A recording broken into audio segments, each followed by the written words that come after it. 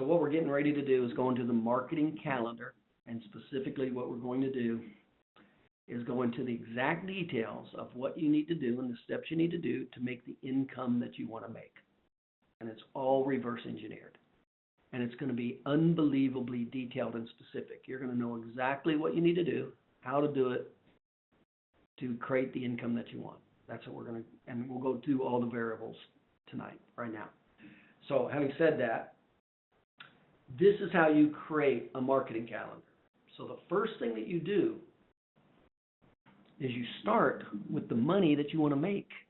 That's how you start your marketing calendar, with the end result.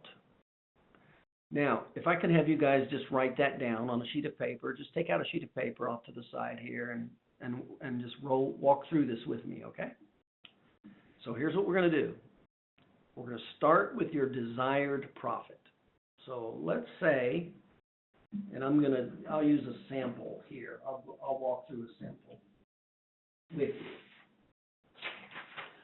So let me get a sheet of paper here and we'll walk right through this, okay? All right, so let's say, and we're not going to be crazy and say, off the bat, I want to make $1 million a year profit, because everybody does. 99% of the people aren't willing to do what it takes. So let's just say $250,000 a year, okay? Let's just say that. Now that's profit, $250,000 a year profit. Now when we say $250,000 a year profit, what does that mean in America? It means after overhead, before taxes. So that's what, when people talk about profit, it means after overhead, before taxes. Okay, now we're going to go with so here's what we do. If we want to make $250,000 a year, okay, what's the total amount of money that we have? Now what's step two? The average overhead in a chiropractor's office is between 50 and 70%, okay? So now we're talking about real overhead. I'm not talking about taking your overhead and then taking a lot of your personal expenses that you can put into your overhead legally. So that's not what I'm talking about. Because when you do that, your overhead will go up to 70, 80%, and that's a good thing because you're now writing off 80% of the things in your personal life. But that's not what I'm talking about. I'm only talking about your business right now with your ledger. That's it, not things that you're going to claim in your personal life, okay? So let's say 50%. So if overhead's 50%, we want to make $250,000, so we have to collect $500,000. That's where we're at.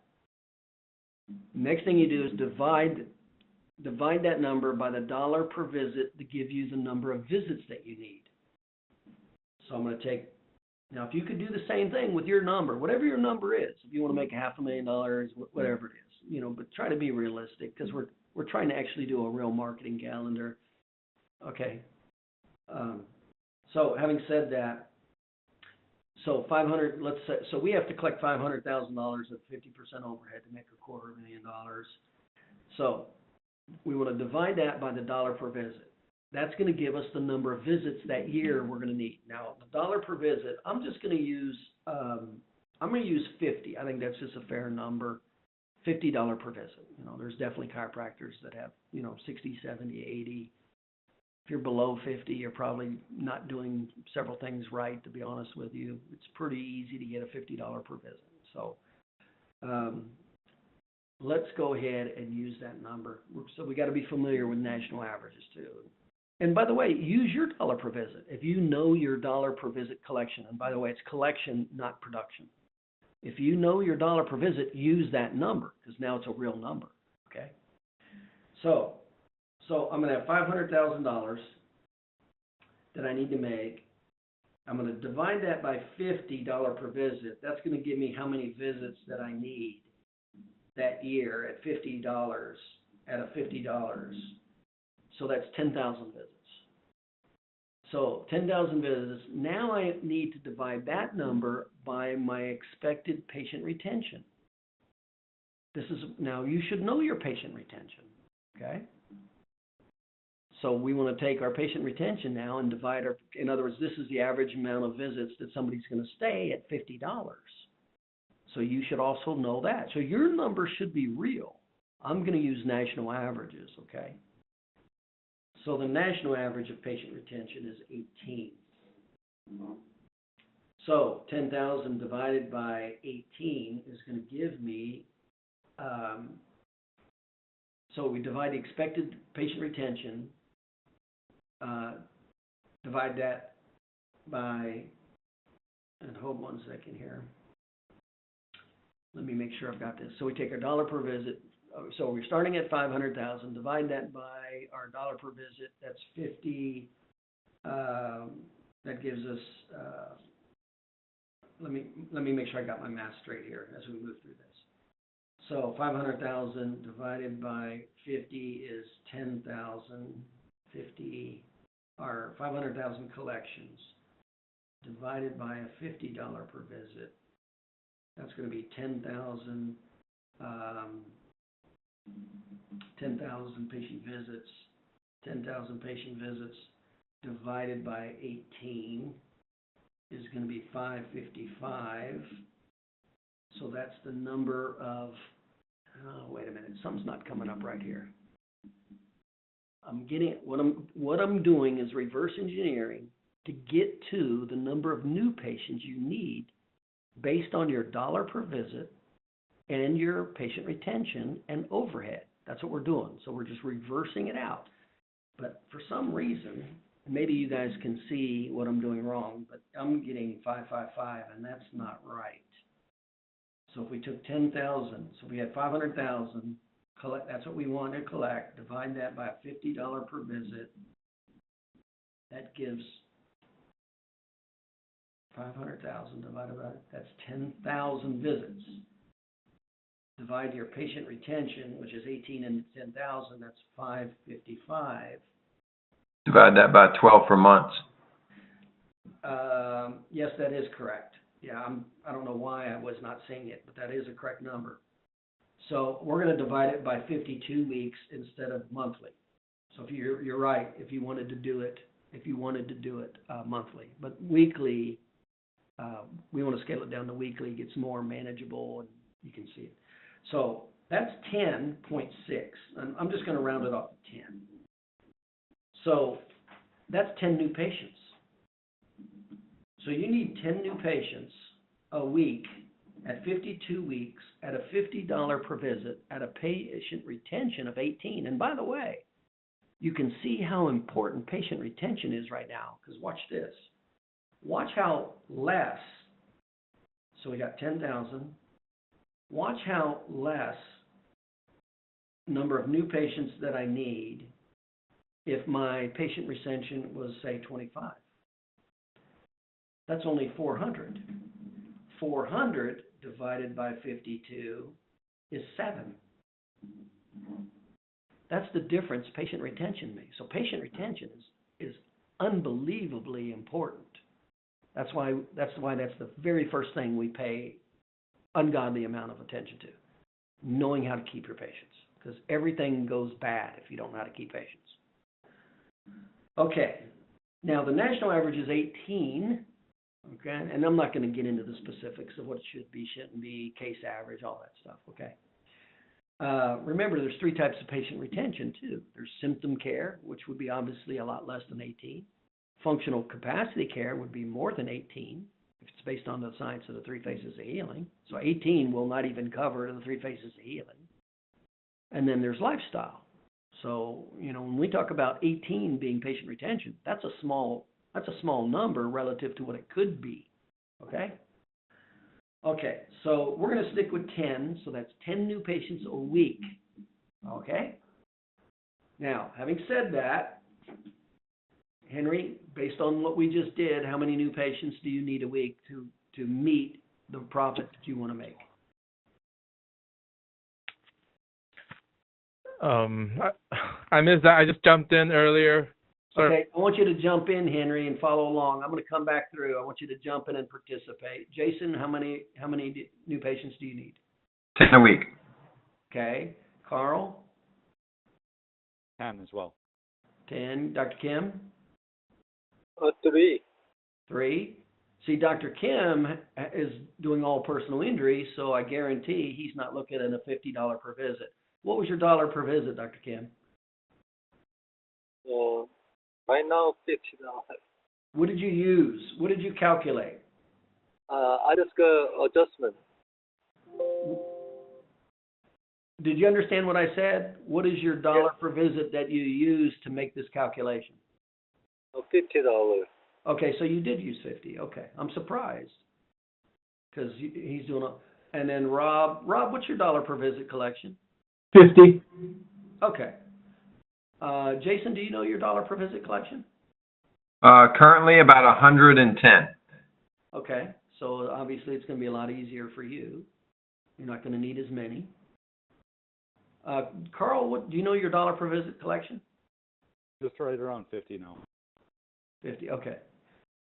And I got to tell you, you guys, I mean, you really should be shooting for like at least $75 per visit. I mean, you know, just by doing things right, number one, but that's also adding a little bit of personal injury. I mean, you really should be pushing that a little bit more with your business and your marketing to get it up to at least 75. I mean, I would, you know, I'd be paying a lot more attention to get that dollar per visit up to 75. And there's many ways to do it, but the easiest way is just to add a higher case average like PI. You know, even if you just added, you know, 5% more or 10% more, you'd shoot it up. Okay. So, all right. And also remember term. I mean, I don't want to go down. Let's try to stay on a road here. We can go down a lot of side roads here, but let's get back to where we're at here. But just consider that. If you're at a $50 per visit, you really need to consider going, wait a minute, I need to get this up to 75 and the strategies to do it. I can cover, you know, exactly how to do that. So we're at 10 new patients. Okay, so we know we need 10 new patients at an 18 patient retention at a $50 per visit with 50% overhead to make $250,000 a year. So that's where everything starts right there. So Henry, this is what I need you to do. I need you to do what everybody just did. So look at the screen. It says start with your desired profit, Henry. So write down the amount of money you want to make a year in your practice.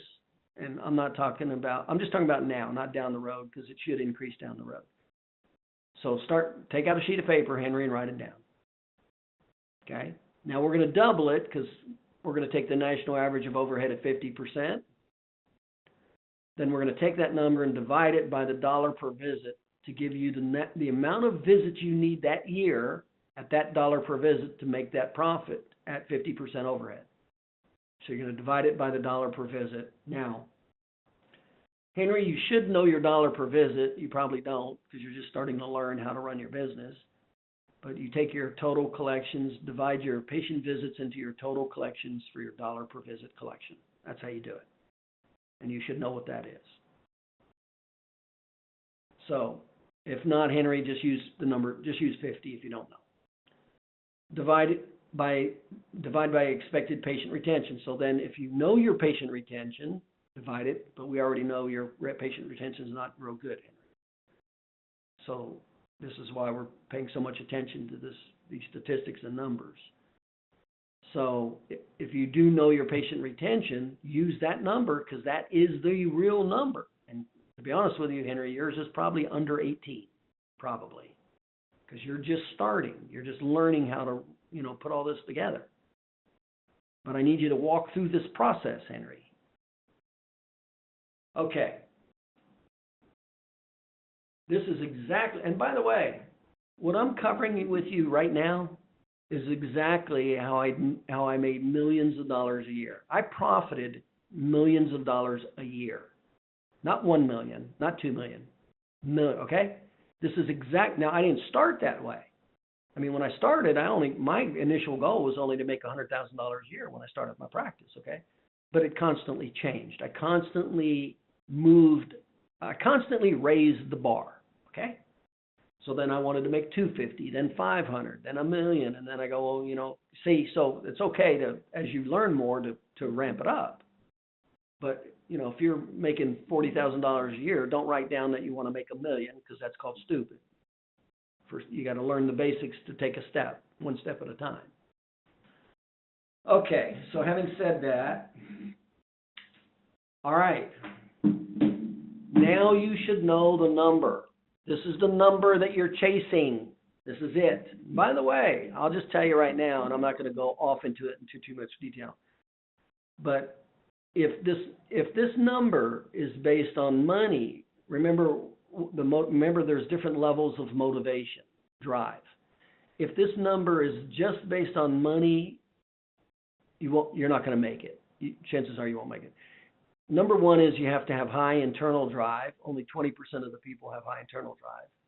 So if you're not one of those 20% that naturally is a really driven person, 8 out of 10 people are not, you'll get out of survival and security much faster, and there goes your motivation.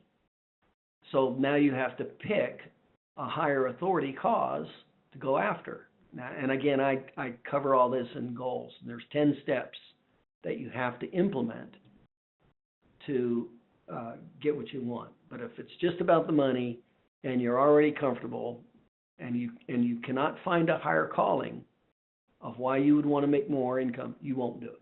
It just won't happen. But that's a whole nother category when I talk about goals. And by the way, that's why so many people plateau, whatever it is they plateau at.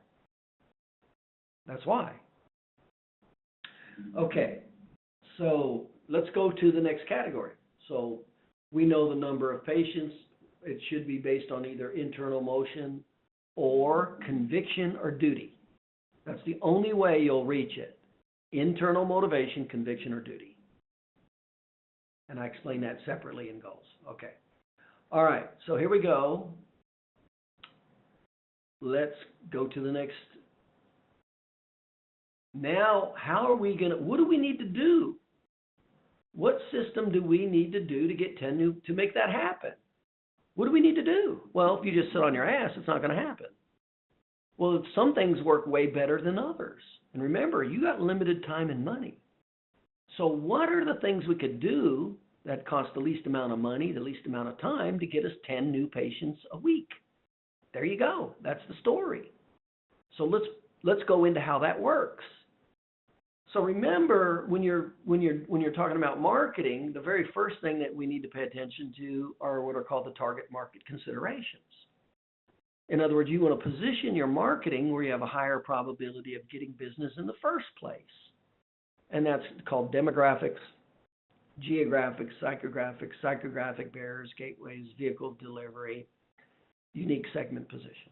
Okay? Now, we cover these also totally separately. So I'm not going to be going into these tonight. But the only point is that if you violate these things, the geographics, in other words, you do your marketing and it's going to people that's outside your geographic radius of draw, it's obviously not going to work very well. So we have to have all of these characteristics at the highest probability. Okay? In other words, if 70-80% of the people come to your practice for back pain, neck pain, and you start advertising for allergy and asthma, you're in trouble. That alone will stop you from getting business, no matter what kind of marketing it is, unless you're really good at educational sales. Okay, so let's say all of these categories are in place.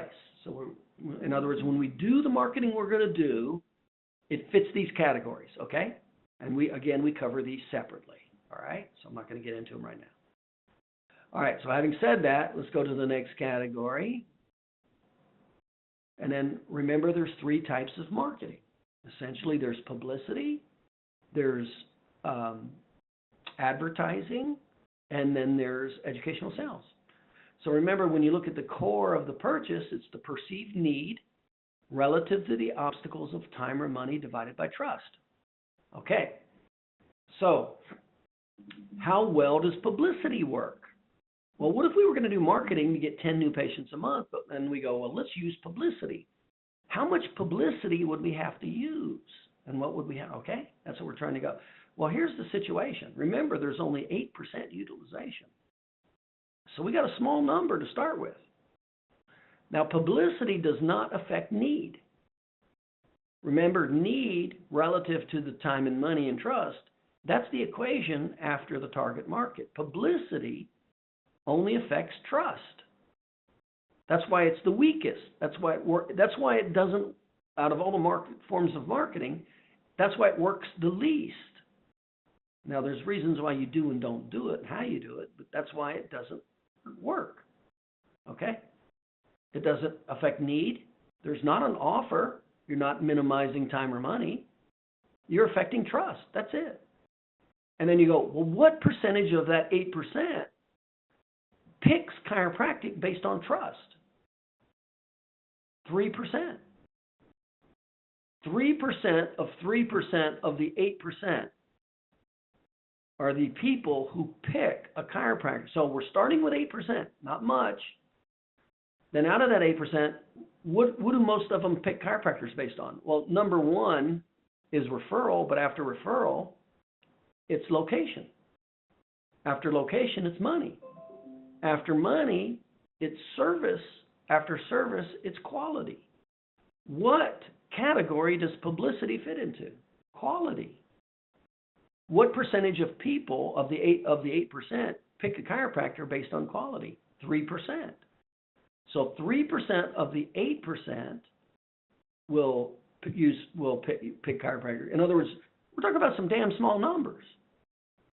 And then what is the effective rate of publicity? 3%. So we're talking about 3% of the 3% that's why they act, publicity, of the 3% that do act. So we got some unbelievably small numbers. So how much publicity would we have to do at that small of a return to get 10 new patients a week? Massive. Massive. You couldn't even do it. You could not even do it. The numbers, the amount of publicity that you'd have to do to get 3% of 3% of 8%, that ratio's just, you don't have the time or money to do it. And that's why publicity alone would not be, now there's reasons why you do use publicity, but using that as the primary vehicle to get 10 new patients a month, that's why you would not. So we don't want to do anything with publicity relative to, in other words, make that the reason why people pick us, okay? All right, I hope this is making sense. Carl, is this making sense? Rob, is this making sense? Definitely, yes. Okay, and we actually just got out of this conversation, Rob. This is what we were just talking about. So, Henry, is this making sense?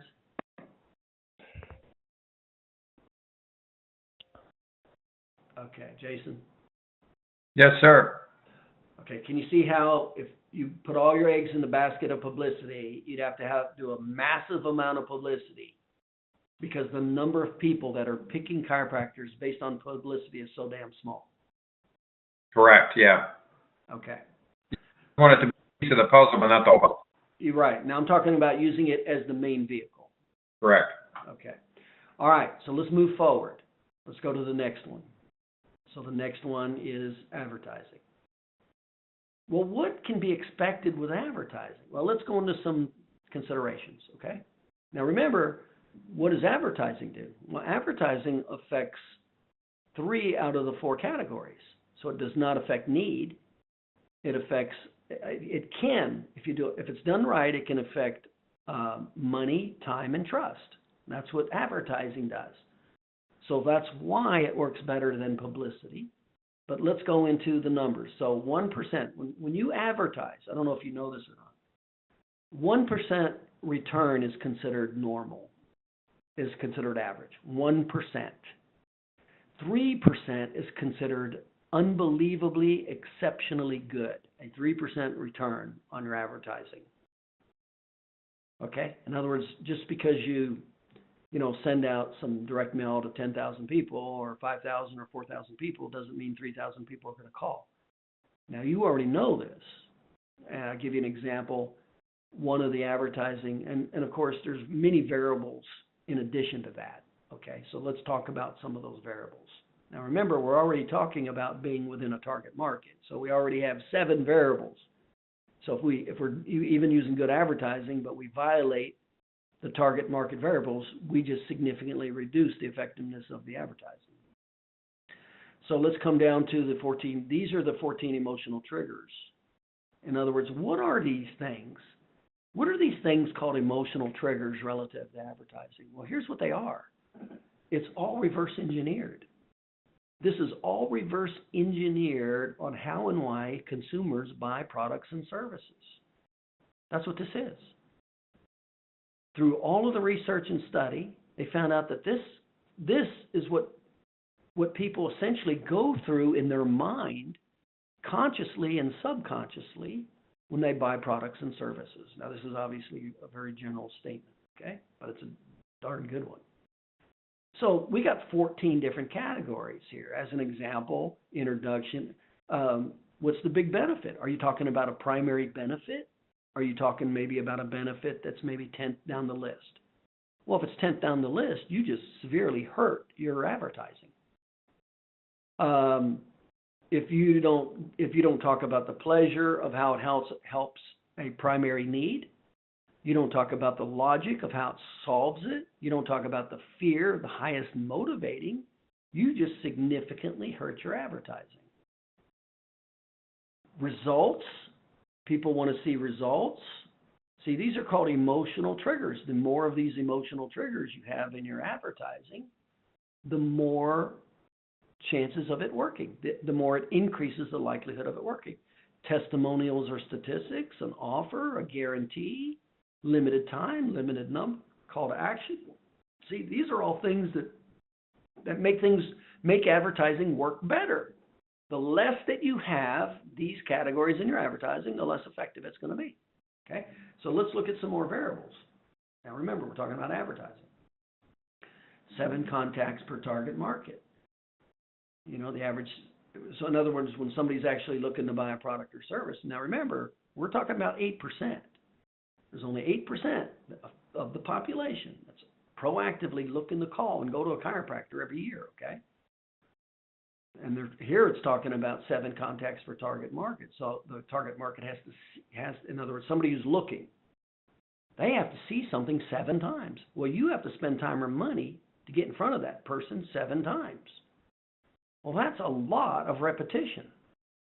So if you want 10 new patients and only 1%, let's start doing a little math. If you need 10 new patients, right, a month, or a week, so that's 40 a month, okay? That's 40 a month, new patients. And you were going to use advertising, and advertising is only 1% effective. Okay, 1% effective. How much money would you have to spend to get in front of somebody 7 times? A lot. That's why you can't advertise, or it's very difficult to advertise yourself to success. That's why it's rare to see chiropractors that can just advertise themselves to success, because there's too small of a market. And especially if you do bring them in, and I'll give you an example here in just a second, and then you lose them. Let's say they only stay for 4, 5, or 6 visits. You just killed it. And I'll give you a really good example here in just a second. So you got to have 7 contacts to that 8%. There's got to be 3 contacts to increase the response rates 50%. In other words, you got to get in front of a hell of a lot of people a lot of times. That's what that means. But you can control this. You can control how many new patients. Now, obviously, the more you do wrong, the more time and money it's going to take. And unfortunately, you don't have a lot of time and money. And that's why it doesn't work. So if we needed 40 new patients, let's just do a little math. And we had 1%. How many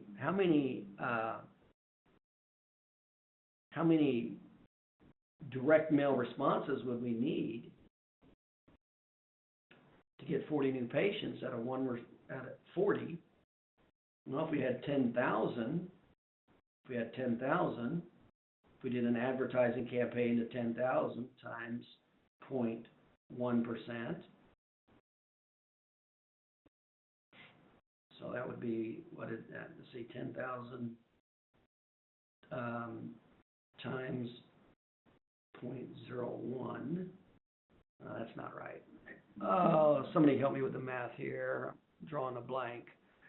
So if we have 1%, well, if it's 1%, 100 would be 1. So we need 100,000. So we're talking about 700 would be 7. So we need 40. Would be 4 times 7 would be 28. 7, 2 times 8. I mean, you're talking about, man, thousands and thousands of contacts. You would have to be in front of the 8%. You'd have to send out a tremendous amount of hits to try to find 8 people that are looking for chiropractors that create a 1% response that gives you 40 new patients or 7 hits to get them to act. It'd be an unbelievable amount of money you'd have to spend to do that. You could do it, but it'd cost you way more money than chances are that you could get on the return. That's why. And I'll give you a good example right now. One of the examples I used to use all the time is, as in explaining this, is the Valpak. You guys have seen like Valpaks. They're discount direct mail. There's basically like 20 businesses in an envelope that give a discount. And so the fee is shared. So it costs a lot less to send to 10,000 people than if you were to send it alone, like a postcard or a mailing on your own. Okay? So it's shared, so that's what decreases the fee. And when you do a Valpak, typically you'll only get 2 to 4 new patients. 2 to 4 out of 10,000. Now that used to cost $400, $400 to $600 for one mailing. So if you only got 2 to 4, let's say you averaged 3, okay, and you lost them after 3 visits, and your dollar per visit was $50, and you got 3, so that's 150 times 3 would be $450. See, so you would have spent $400 to $600 to make $500 if you did not know how to keep those 3 and you did not know how to get referrals from those 3. And here's why I'm sharing this story with you, is because this is exactly why when chiropractors don't know what they're doing, they can't spend the money because they can't get it back. But when you do know what you're doing, you not only will spend the money, but you'll spend it again and again. Because watch this. Now, when you do know how to keep patients and get referrals, let's take those 73 patients now. So how many visits are we going to get out of those? Well, 25 per visit. So now we're at 75 times a $50 per visit. So I just made $3,750. I spent $500 to make $3,750. So would I do that again? Yes, but it gets better than that. I know how to get referrals out of those 3. So I'm going to average 1.5 referral from those 3 people. So that's 4.5. So I'm going to take 3,700 and I'll have the skill to keep them also. So I'm going to take 4.5 times 3,700 times 4.5. That's $16,800. That's how much money I just made off of a $400 or $500 Valpak that goes to 10,000 people. And the chiropractor next to me spent $400 or $500. He got 3 people and lost them in 3 or 4 or 5 visits. That's why he can't do it again. And I'll do it over and over and over. What's the only difference? Skill. I'll know how to keep those 3. Then I'll know how to get their spouse or best friend also. I'll get 1.5 new patients out of those 3. And then when I get them, I'll know how to keep them also. So I'll turn $300 to $400 into $16,000. And that's why I'll do it every time it comes out. That's the difference in knowledge and skill. So there you are with advertising. How many variables are there with advertising? Well, the big ones are target market to start with. So 7 categories. When you do the advertising, how many of the 14 emotional triggers do you have in place? How often do you have, how large of an audience do you have to mail to, or how often do you have to mail to it or to contact it to get 40 new patients a month? So you're talking about, just hundreds of thousands of people. You're talking about you got either a certain, thousands and thousands of people multiple times, or hundreds of thousands of people once, because now you're going to spread it out, okay?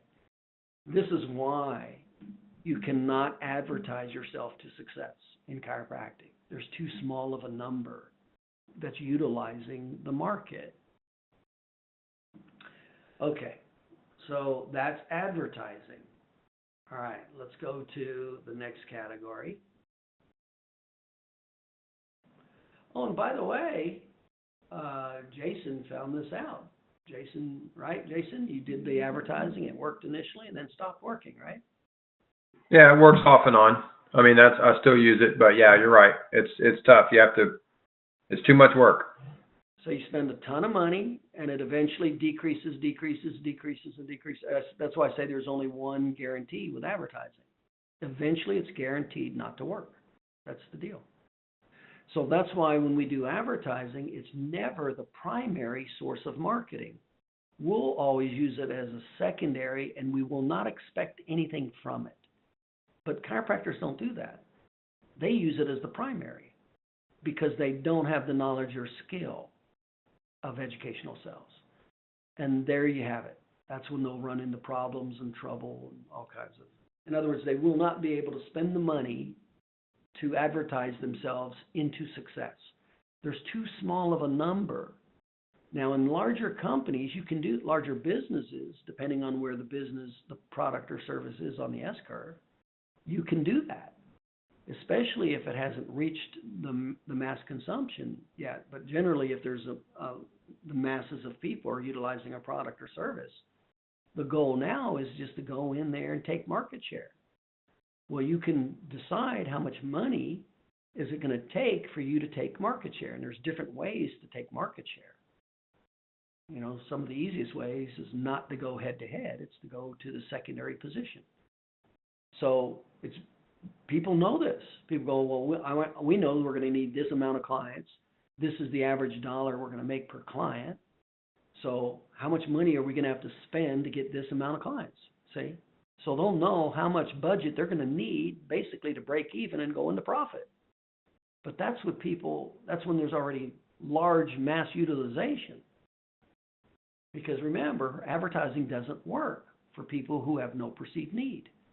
So whatever category you're in, pizza, it better be more than 8% of the population that's eating pizza. Okay? These are all the issues with chiropractic. All right, so now you go to educational sales. And remember, educational sales does all three. It does all three. It establishes need, minimizes time and money, and affects trust. So now we not only can get more of the 8%, now we can come over to the 92%, because 3 out of 4 of those people have a chiropractic related problem: back pain, neck pain, headaches, arthritis. Okay, what's the bad news? It takes skill. It takes knowledge. You can't just cut a check. It actually takes knowledge and skill. The great news is it's unbelievably effective. Beats the hell out of advertising and publicity. Now, what else is the good news about educational sales? You can be pretty bad at it. If you just follow the system, in other words, if you establish need to some degree, if you minimize the obstacle of money to some degree, if you minimize the obstacle of time to some degree, and you affected trust to some degree, you're not even good at it. That's why I say you'll have a 20% effective rate if you're bad with educational sales. That's what's so great about educational sales. You don't even have to be good at it, and it works. And by the way, the reason it works like that, even when you're not good, is because it's hitting on all the cylinders. It's hitting on need, time, and money, and trust. It hits on all four of them. That's why. Now, you can get that up to 70 or 80%. I mean, you're never going to be 100%. There'll be personality differences. They don't like you. You don't like them. Whatever. They don't like the shirt you're wearing. Whatever. So you'll never be 100%.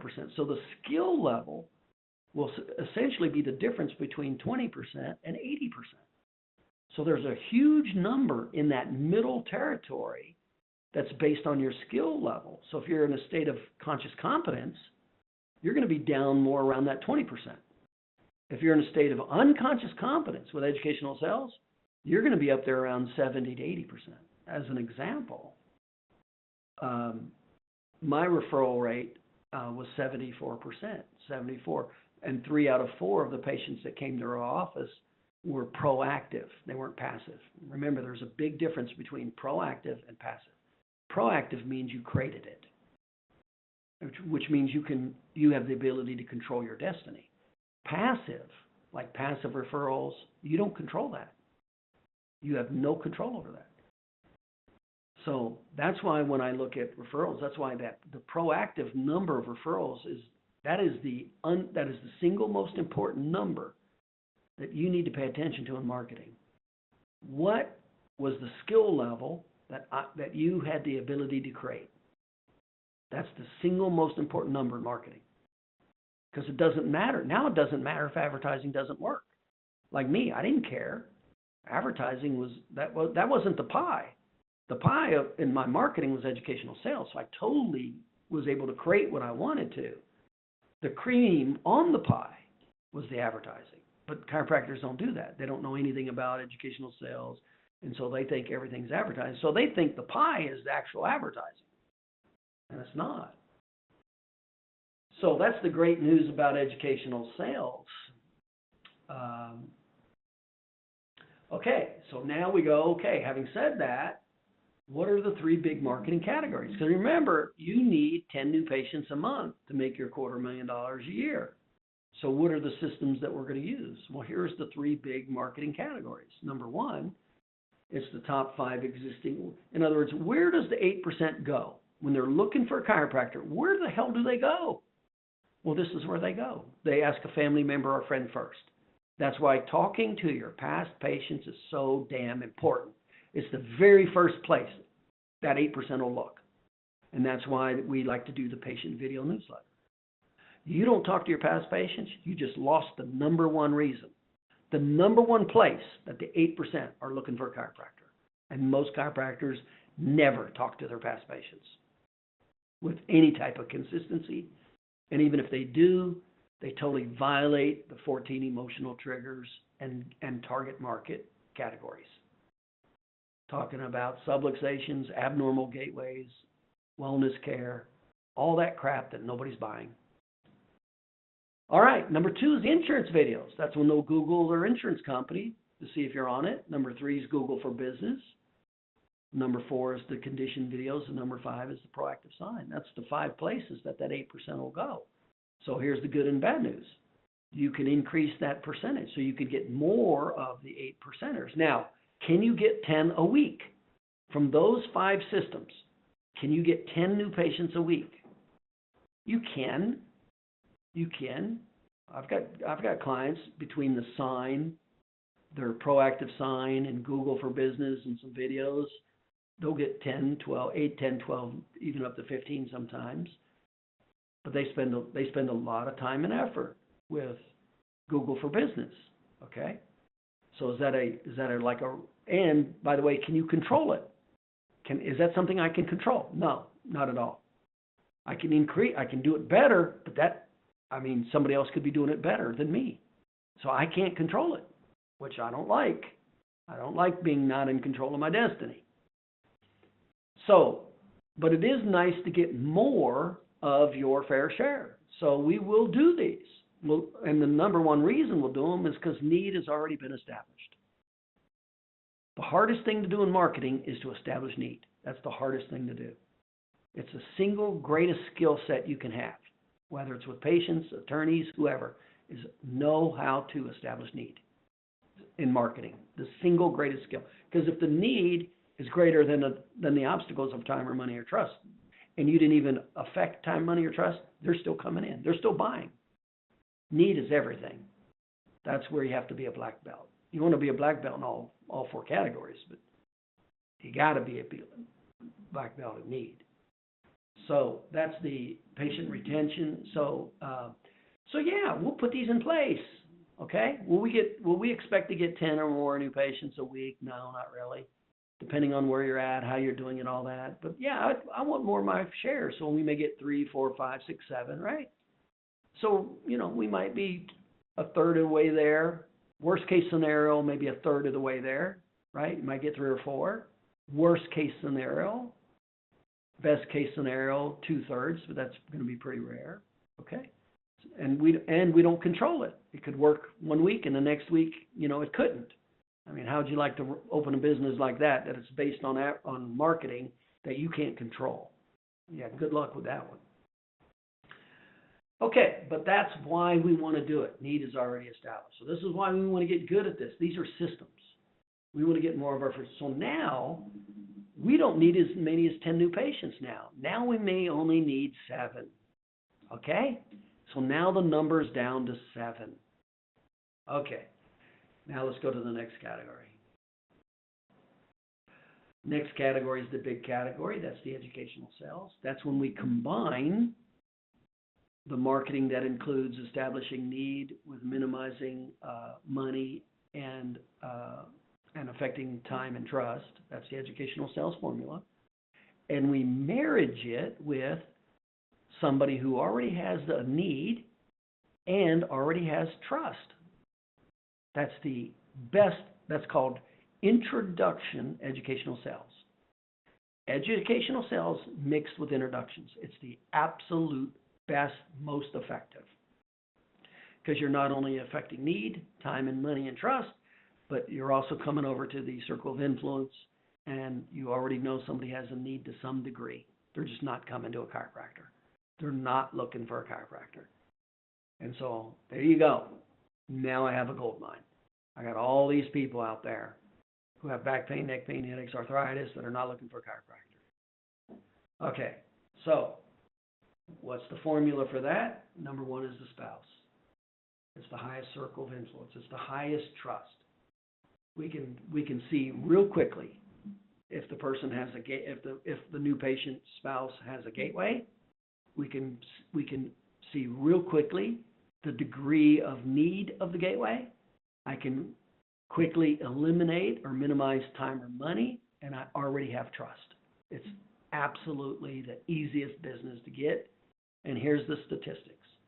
When you do educational sales to every new patient, you'll get about 1 out of 4 new patients. 1 out of 4. That's if you're not even good. Now, if you're a black belt, if you're good at educational sales, you'll get 1 out of 3. Every 3 new patients, you'll get another new patient. Okay, so now we started with 10. We got 3 from the 8% category. I'm now going to pick up 1 to 3, and let's just say 1 a week. And let's not even be that way. I mean, if you're averaging 4 new patients a month, you'll at least get 1 new patient a week.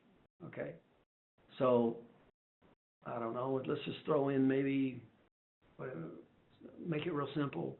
Can we at least get 2 spouses a month? In other words, out of, what would that be? That would be out of 8 new patients, we get 2 spouses. Is that a pretty easy statistic? Yeah. Okay. So now you're down to 5. Now you only need 5 new patients because you're picking up 2 more from the spouse a month. Now we go to the child. That's the easiest business to get. That's the highest emotional category there is. The mother will know if they have a problem or not, and they'll be willing to spend time and money to do it. I'm going to leave that category alone, though. I'm not even going to put any patients in that category. But that's that you're going to get. You want to start building practices fast. do the spouse and the child. Start going after the spouse and the child. Now every new patient becomes 1 to 2 to 3 new patients, not one. That's how you will that's how you will increase your business unbelievably fast, is by being a black belt in educational sales, going after the spouse and the child. That's the highest circle of influence trust there is. Okay, next, circle of influence. Remember, we're going to stick with the circle of influence in the categories where we go after. So the next one is mother, father, brother, sister. Okay. So what's the system that we're going to use? What's the system that okay, the next one is the post-re-exam referrals. Every time you do a re-exam, there should be a system in place. In other words, somebody's designated to go through a flow chart with that person to get a circle of influence referral. Mother, father, brother, sister, best friend. That's a system. That's a knowledge. That's a skill level.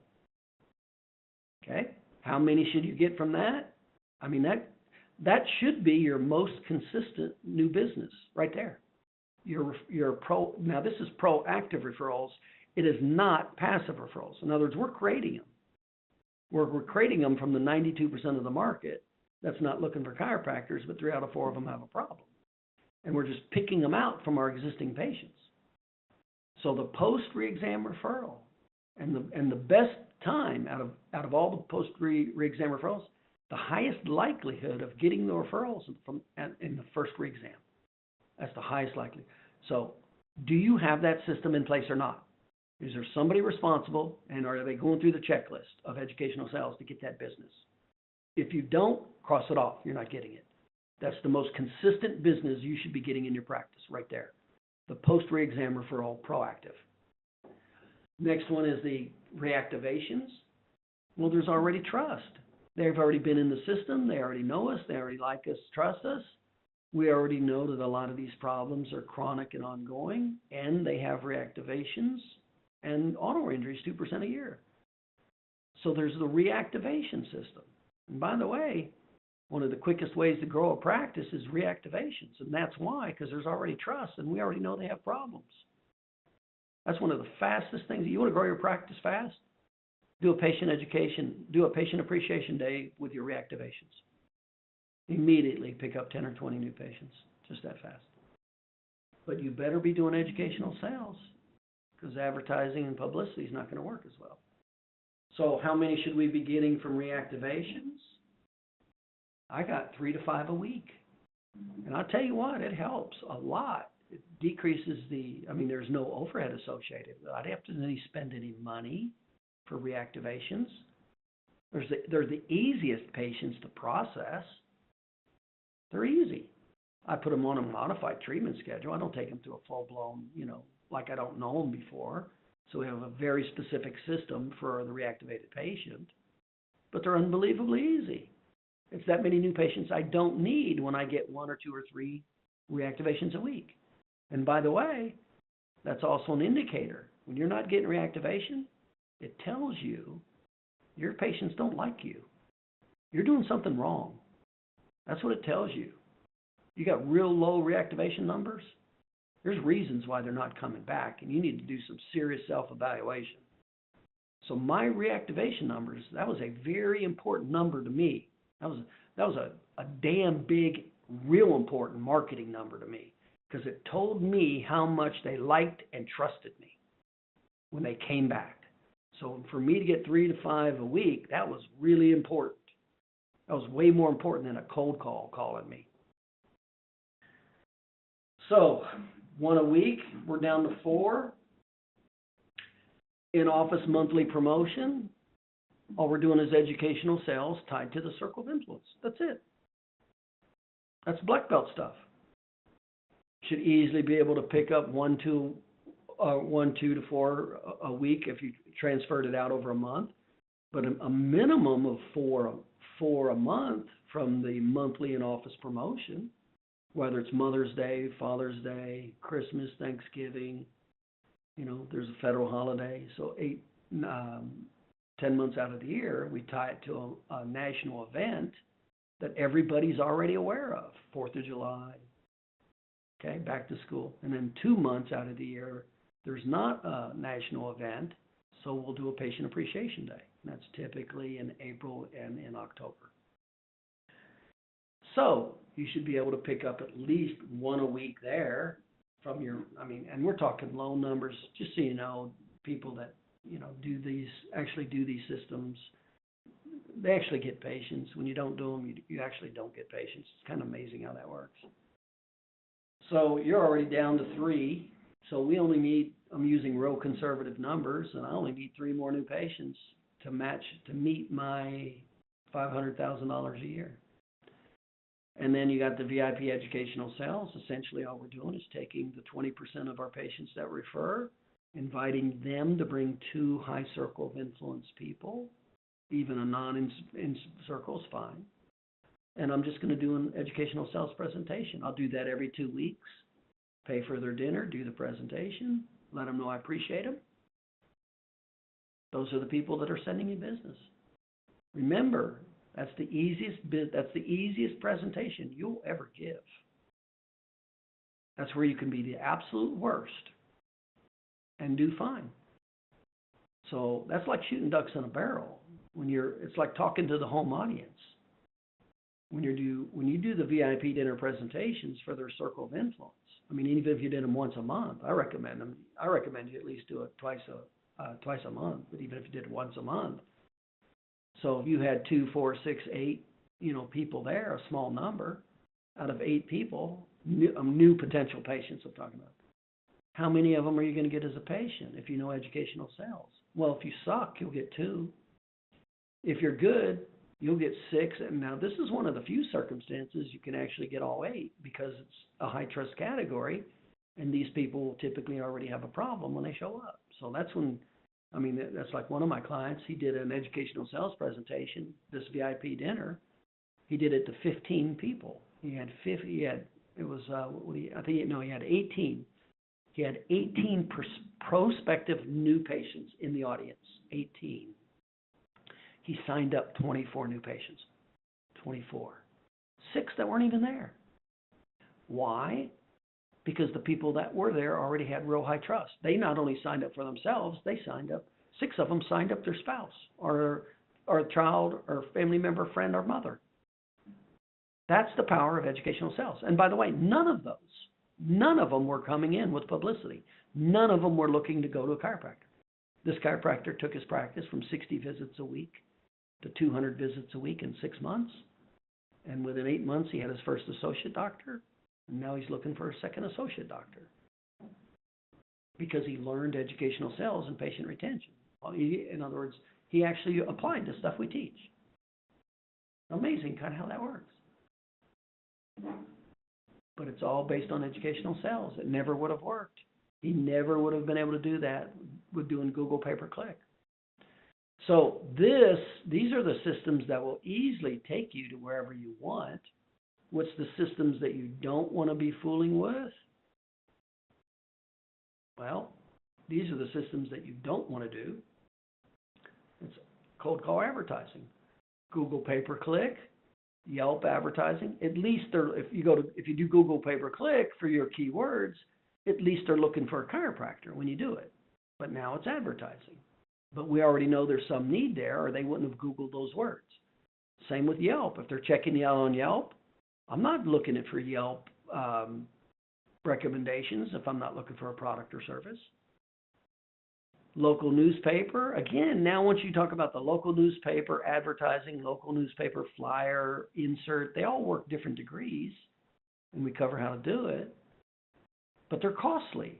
They're costly, especially if you don't know how to keep the patients and you don't know how to get referrals from those patients, as in the example that I gave you. Now, I used to do it. We had a lot of success with the flyer and the insert. The flyer was a lot cheaper. The insert was over $3,000. So we'd do the flyer, and I'd get anywhere from 4 to 7 new patients from that flyer for the cost. Now, I knew how to keep them for over 20 visits, and then I had a 1.5 average new patient referral proactive from them. So if I got 5 new patients, that was 15. That was like 15 new patients. And, if your case average is 800, 1,200,000, whatever, now it's $18,000, $20,000, and it costs you $1,000 to run it. See? But what's the only way that that would have worked? Skill, knowledge, and skill. I had to use education. I had to know patient education, and I had to know educational sales to get the referrals, or it would not have worked. And then that $1,000 would have just been wasted, and I never would have done it again. But I did it all the time. Not all the time, but every quarter. I did it once a quarter. Okay, so then there's the discount bulk direct mail. I talked about that. There's direct mail campaigns that are expensive. There's local radio, local cable. There's pros and cons of how. But the bottom line is that's advertising again. And there's, I cover all these and how they work and if you're going to do them, how to do them, and why not. But you should never have to do any of these. This is cold calls. It's advertising, and it's cold calls. This is the worst type of marketing to ever do. You never should be dependent on that. So when we fill out the marketing calendar, that's the last thing we'll ever add is advertising. That's the last thing because we can't control it, and it's bad and it's costly. Okay. Now, having said that, let's get back to what are we talking about here? Well, we're talking about putting our marketing calendar together. That's what we're talking about. So out of all these systems, what would we put in our marketing calendar to create what we want?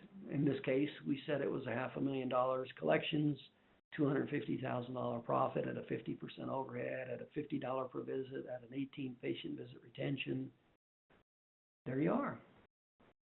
We need 10 new patients. Where are we going to get them? Well, that's what we're going to do right next. We're going to go right into the marketing calendar and put it right in there. And those are the systems you do. You learn how to do it, you increase your knowledge and your skill, and you wear them out. It's really only about 7 systems. I'll just tell you, to open 77 offices in 20 states, I just taught 7 systems, and the chiropractors typically only did 3. That's the truth. But here's what they did do. They were good at patient education, they knew how to keep them, and they were good at educational sales. They typically did only 3 educational sales systems combined, regularly and routinely, combined with their patient education. They would do a few other of the marketing stuff, but not as consistent. But if you do 7, there's like 7 systems. You combine those systems with the educational sales, and that's when you create way more business than you physically can handle. So let's go into that right now and go into how to lay out the marketing calendar. Okay, so in short, remember all we did, when you do your marketing calendar, where do you start? You start with your desired profit. How much money do you want to make? That's where you start. Okay? Next, add 50% for overhead. Okay? So if you want to make $250,000, $500,000. You want to make $500,000, $1 million. Okay? Divide that number. Now the number that we're using is a $250,000 profit. That's the example that I'm using in this category. Okay. So divide the dollar per visit divide your dollar per visit. That will give you the number of visits you need that year. So we took $500,000, divided by a $50 per visit. That gave us 10,000 patient visits for the year. That's how much we needed to do to make that happen. We divided that by the patient retention. Now, I used the national average patient retention of 18. And because of that, it made me get more new patients. But if your patient retention is 22, 24, 25, 28, that's that many less patients you need. So I divided that number by 18, and then I divide it by 52 weeks in a year. So in the example that I gave, using to make a $250,000 profit with a 50% overhead, I had to collect $500,000. That's using a $50 per visit collection. And we use the case average of patient retention of 18 because that's the national average. Okay? That meant that I needed 10 new patients. 10. Now, where am I going to get those 10 new patients? Because remember, we have limited time and money. So we can waste a lot of time and money. So we went through all these categories, and basically we showed that there's three major categories to get new patients. The 8% category, we put it in perspective. The educational sales combined with introduction marketing, that's where you'll get unlimited business. We talked about that in pretty good detail. And then where you don't want to depend on new patients. It's called the cold call advertising, like Google pay-per-click, Yelp advertising, newspaper. Okay, so if we do any of these, there's definitely a way to do it to increase the effectiveness, but we don't want to use it as the prime source. We'll use it as just like supplemental. So I never, ever want something I cannot control as my main marketing vehicle. You will have nothing but trouble. You can expect nothing but trouble. As an example, if you're dependent on X amount of patients from Google for business, and that's a major source of your new patients, you're screwed. You're headed for trouble because you can't control that. You can't control the algorithm. You can't control if they're going to come in or not. You can't control the competition, how much time and energy the competition is going to put into it to beat you out. But here's what I can control. I can control my knowledge and skill. That's what I can control. And that's where we place the bet. We place it on skill and knowledge. Everything else is supplemental. So having said that, now let's go into how to fill out your marketing calendar. Okay, so first thing we want to do is go, okay, what should we do with a marketing calendar? Well, we should remember, we cannot and we do not want a lot of new patients at one time. And it should be for obvious reasons. We'll lose them. You go ahead and try to process 4, 5, 6 patients a day, you will lose them. So one of the worst things you could do is try to get a lot of new patients in one event.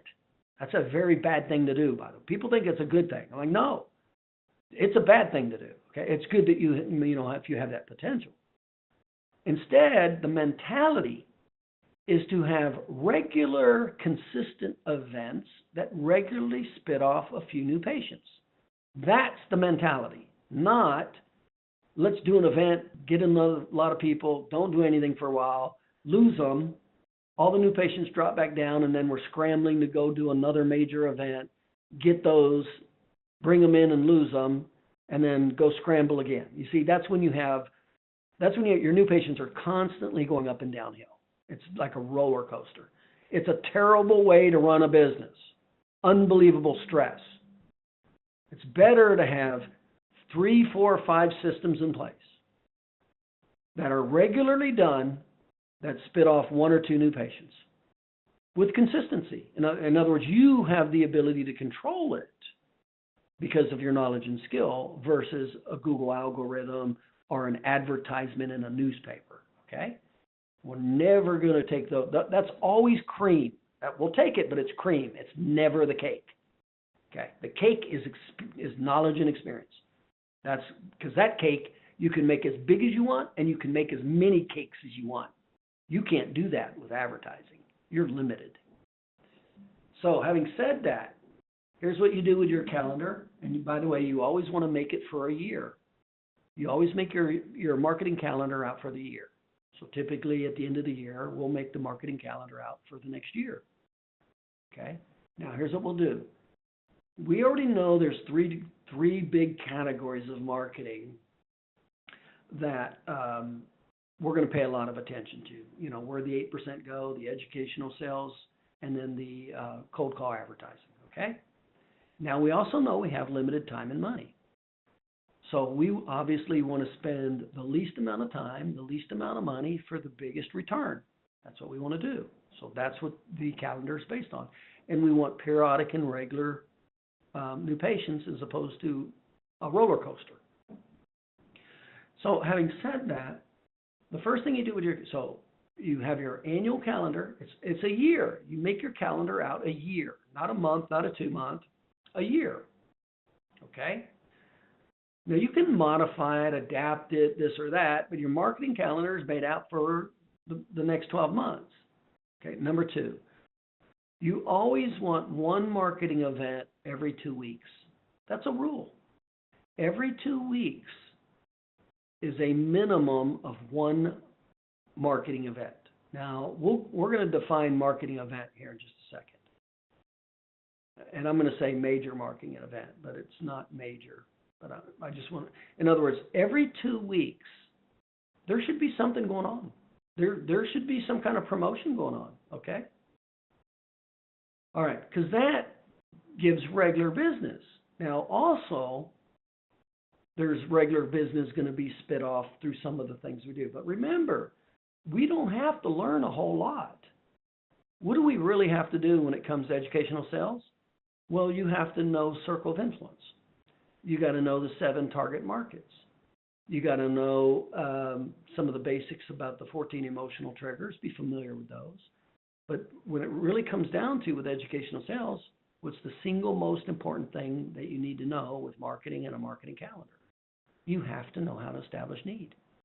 So remember, the formula is as establish need, minimize the obstacles of time or money divided by trust. That's the formula. Now, we prefer to apply that formula in high trust categories where there's already need. That's called introduction marketing. That's like the best of the best. But I can do educational sales in total cold calls, and it'll still work pretty good depending on my skill level. But the absolute best of the best is take somebody where there's already trust, there's already a problem, a chiropractic problem, back pain, neck pain, arthritis, and then establish need, minimize the obstacles of time or money. That's the absolute sweet spot of new patients right there. Now, that takes knowledge and skill. Not many people know how to do that. Now, once you do know how to do that, that's when you create a massive amount of business. That's how I was able to open. That's one of the main reasons I was able to open 77 offices in 20 states, seeing over 600,000 patient visits. There's no way I would have been able to do that waiting around for 8% to pick up the phone and call me. So having said that, let's go through the calendar. So every 2 weeks, what do you put on the calendar first? You put on the calendar first what you cannot control. You cannot control Christmas. You cannot control Thanksgiving. You can't control Mother's Day. So take out your calendar. You got your 12 months. And by the way, just go down to Office Depot, I'd recommend, and buy a calendar. Because one of the things you want is you want your calendar always visible. We like putting the calendar back in the doctor's room. One of the things you always want is visible. So even if it's in your computer, that's fine, but that's not visible because you got to turn it on, you got to go to the page. You always want. And so what we like to do is get those erase marker plastic calendars. So you can write on it with a dry erase marker and wipe it off. Okay, that's what you want. But you always want to be able to see it. That's a major strategy because that's a major part of running your business. You need to be facing it every day. You need to be seeing it every day. Okay, so we got our calendar. We got January, February, March, April, May, June, July, August, September, October, November, December. All right, let's go ahead and put in the events. All right, so January, we're going to have MLK Day. Now, we're typically going to stick with the federal holidays because they're naturally branded. Okay, they're already branded. That's why you don't want to use chiropractic stuff that nobody knows. Everybody's already heard of Christmas. Everybody's already heard of Thanksgiving.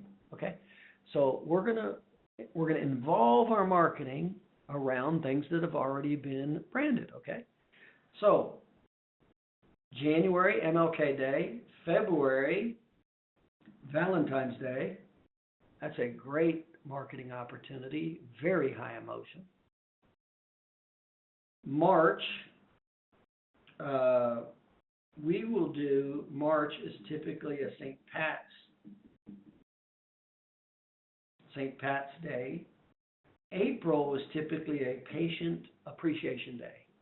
We're not going to tie anything to Easter. So the event that we'll do in April is a Patient Appreciation Day. That's April. May, Mother's Day. Another very good day because it's female, highly emotional. They have they're older and they have a lot of problems, and their daughters definitely care about them. You will have daughters pay for their mothers and sons pay for their mothers. I mean, that is a great day to pick up patients. Mother's Day, so that's May. June, Father's Day. Now remember, when you put it in the calendar, we want a 2-week advance. In other words, we want to be able to market the event for 2 weeks. And one of the main reasons is remember, you increase the likelihood of people acting if they've seen it a minimum of 3 times. You increase the likelihood 50% of the marketing working if they have seen it 3 times. That's why we will do it for 2 weeks, because the typical patient that comes in daily, 3 times a week or twice a week, will see at least 3 times to get that business. That's why we do it for 2 weeks, okay? It's so important to get to that 3rd contact with marketing. Never do any marketing that you don't get to a 3rd contact. Never. You're wasting your time and money. So, my point is that when you put these dates down, like Mother's Day, Father's Day, it's on a certain day. Well, 2 weeks prior to that is the promotion for that event. Okay? So just be aware of that. So July is the 4th of July, and that's Patriots Day. Patriots. Now, what do we like? Patriots Day has to deal with first responders, police officers, EMT, emergency medical people, nurses, things like that. So we're going to do that's what we're calling Patriots Day, first responders. So it's like a first responders day. We recognize the first responders, okay? But that's July 4th. You know, that date is in stone, okay? So then you go to August. August is scoliosis month. That's back to school scoliosis. All the kids are going back to school, so we do the back to school scoliosis check in August. We tie it right to school. September is Labor Day. We're going to tie the promotion to Labor Day. October is the Patient Appreciation Day. There's not a major event. Halloween's in October, but you're not going to tie it around Halloween. So we're going to do a patient. There's 2 every 6 months. So basically it works out real well because every 6 months is a Patient Appreciation Day. So October is Patient Appreciation Day. November is Food Day. That's an excellent marketing opportunity when we exchange food items to food banks, local food banks for services. Tremendous goodwill. When we do that, that works real well. So we got January. So we got January, February, March, April, May, June, July, August, September, October. November is Food Day, and then you have Christmas. Christmas is the gift of health. You're going to give your patients a gift to give as a gift for Christmas, the gift of health. Okay. Now, obviously, there's details of how you do it, what to do, when to do it, and all that. But I'll just tell you, it's pretty easy when you understand the basics. The basics is everything revolves around educational cells and circle of influence. Gateways, educational cells, circle of influence. So we're back to the calendar and the principles of making your marketing calendar. So am I suggesting to fill your calendar with advertising? Hell no. My point is what you can't control, you got to put in there. Now, I don't want to fill it with all this crap at marketing. Remember, I don't want to spend all this money on cold call marketing. That's not what I want to fill my calendar with. But I already knew, what did or didn't work. When I did any type of advertising, I kind of already knew what did or didn't work and to what degree, okay? And I cover that separately, how to do it and all that stuff. I cover that separately, individually on how to do a newspaper ad, how to do a newspaper insert, how to do a newspaper flyer, how to do a radio ad, how to do a TV ad. I cover all that separately. But that is not where the business is at. That's where you'll waste a lot of time and money. So, having said that, if there's anything that you're going to do that's fixed, like I got one chiropractor, he likes doing, there's some kind of fair, there's a health fair, and I don't recommend that at all because it's a cold call. But he likes doing it. He goes, I get a lot of new patients.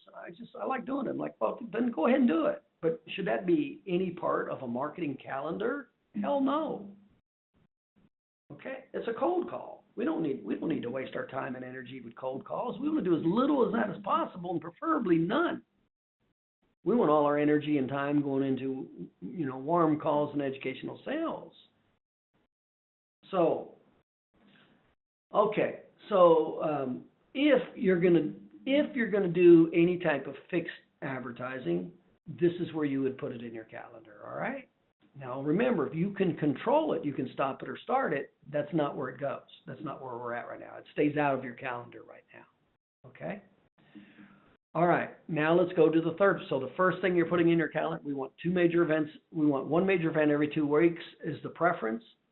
We want, and by the way, we're going to have regular events going on, minor events every day. I'll go into that in just a second. And then we want the fixed events first, the major fixed events. Those are the federal holidays. Then the next major fixed events, if there's any type of marketing, whether it's Valpak or whatever that you're doing, and believe me, most of the stuff you don't want to do or you want to drop doing, especially after you learn educational sales. Then we would put that in. Okay, so having said that, let's go in now and start filling in the rest of the calendar. Okay, so over here, let's come over here. What's the first category of marketing that you do? Well, you always go to where the patients are looking first because the need's already been established. So we're just going to try to get a bigger share of those patients than the chiropractor down the street. So where do they go? Well, that's the patient video newsletter. Remember, that's the first place a patient will look is a referral. Do you know of a good optometrist? Do you know of a good lawyer? Do you know of a good accountant? Do you know of a good chiropractor? That's the first place everybody goes in every industry. So that's why it is so important for you to be communicating, and I always say once a week. And the best way to communicate is a video because it's visual and it's cheap. So, and we explain how to do all this separate. So once a week, there should be a video going out with problem solution, offer, problem solution offer, okay? Pleasure, logic, gateway. I mean, we're going to follow the 14 emotional triggers, but the simplicity of it is gateway, anytime you talk as a chiropractor. Gateway, pleasure, logic, fear, guarantee, offer, limits. And again, we cover this separately when I go over advertising and all that stuff. But this is just how you got to think. Every time I do marketing, I got to think. Gateway, primary pleasure, logic, fear, guarantee, offer, limit. It's just a way. That's how you got to think. Okay, that's called skill and knowledge. All right, so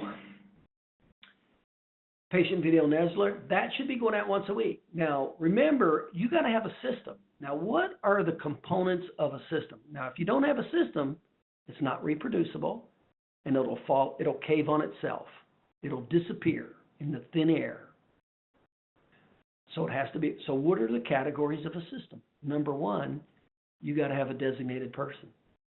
Remember, when you have 2 or more people that are given the same responsibility, you're guaranteed to it not to be got done.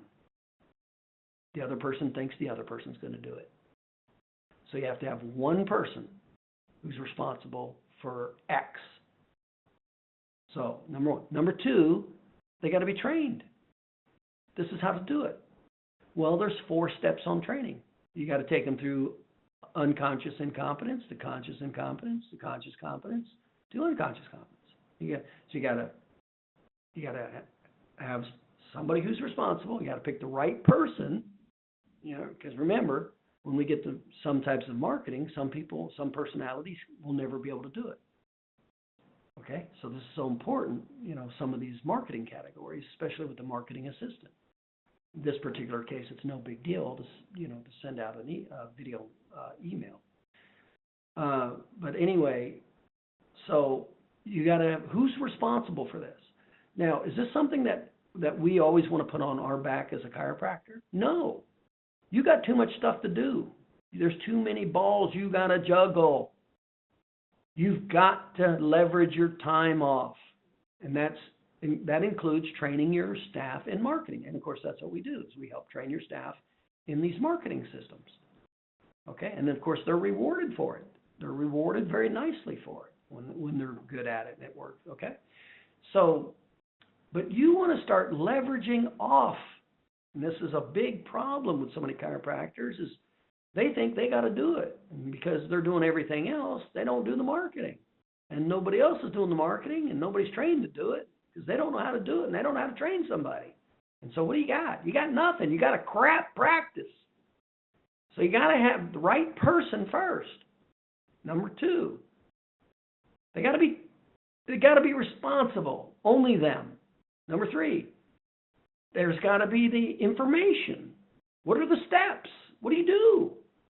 Then you got to put them through the stages of learning. We can't just give them a book or go over it once. We got to take them from unconscious incompetence to conscious incompetence. That takes some awareness in management, in people management. Or you're not going to get there. You got to learn to leverage this stuff off. And then you got to keep a statistic on it. And it's bonused, trained, or fired. The statistic is looked at every week. That's how you create a system. So every week, I don't have to look over their shoulder every day. What's your stat for whatever that person is responsible for? What's your stat?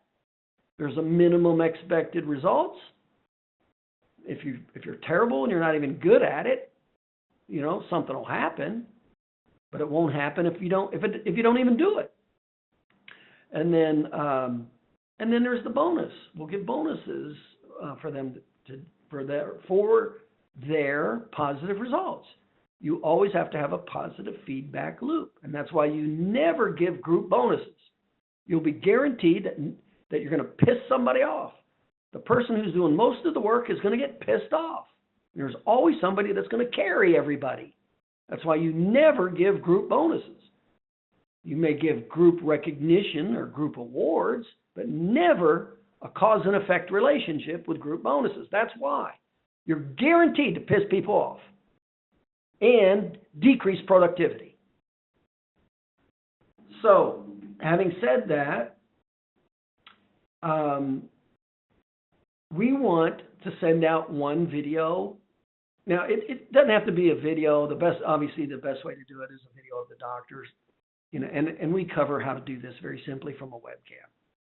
So, I have a system how you easily use a webcam to shoot a video, and it covers all those basics: gateway, pleasure, logic, fear, guarantee, offer, deadline. Okay, real simple stuff. All right? But not if you don't do it. Now, if you don't do that, there's other sources. There's other weaker forms of doing it. But what's the worst thing you could ever do in marketing? Not market. That's the worst thing you could do. Okay? So there's different levels. I mean, hell, even if it's sending them a picture of a satisfied patient, it's better than nothing. Okay? But there's obviously degrees of what works better. Okay. So that's once a week. Now, who's responsible for that? That's your marketing assistant. Your marketing assistant is responsible for sending out the video. And of course, the doctor's the one that made the video. Now, if you're really good, you'll teach your marketing assistant how to do testimonial videos. That's if you're really a good business person. Teach your staff member how to do it. Again, now you're leveraging your time up. And again, do we have somebody who can? Do I have a staff member that's good enough to control and lead a patient? Well, some personalities can't do it. They're afraid to control and lead people. They're afraid to be in front of a camera, okay? But some have that ability. If I have a staff member who has the ability to talk in front of a camera and lead a patient, I'm going to train her. And I'm just going to have her do testimonial videos, okay? Otherwise, the doctor should just be shooting videos, shoot several at a time, even if it's once a week at lunch for 15 minutes, even if it's once a month, put on the calendar once a month. Stay in at lunch once a month for an hour and shoot 5-7 videos real quick from your webcam, okay? And again, if you don't, you can take pictures and send pictures, okay? There's all kinds of sources that you can do that aren't confrontational. But damn it, talk to your people. It's the number one thing you need to do, is be in front of your people with gateways and solutions and those kinds of things, okay? That should be once a week. Once a week, all right. That should be on your calendar. This is part of the marketing calendar. They come to the staff meetings on Tuesdays. I'm going to go through each of the staff members and I'm going to check their statistics. What'd you do? What's your number? Do they get bonused? Was it average? Was it below? Do they need more training, or they can't do it? I got to put somebody else in that position because they just flat out can't do it. I've tried to train them 5 times and they just can't get it. They don't have the personality to do it. Okay. These are decisions you got to make as a business owner. You've got to know how to make these decisions and pull the trigger and do it. That's what's going to create the business or not. So there you go. That goes in your calendar. There you go. Okay. Next. And by the way, every time we're doing these promotions, we're always going to create a little flyer with all these promotions that have, and I explain how to do this when I cover marketing, all the basics that go on a flyer, whether it's Mother's Day, Father's Day, Thanksgiving, whatever. And all you do with that is the doctor or even the staff member can just read from the flyer in front of the webcam and make a video. Just read the damn thing. Read it.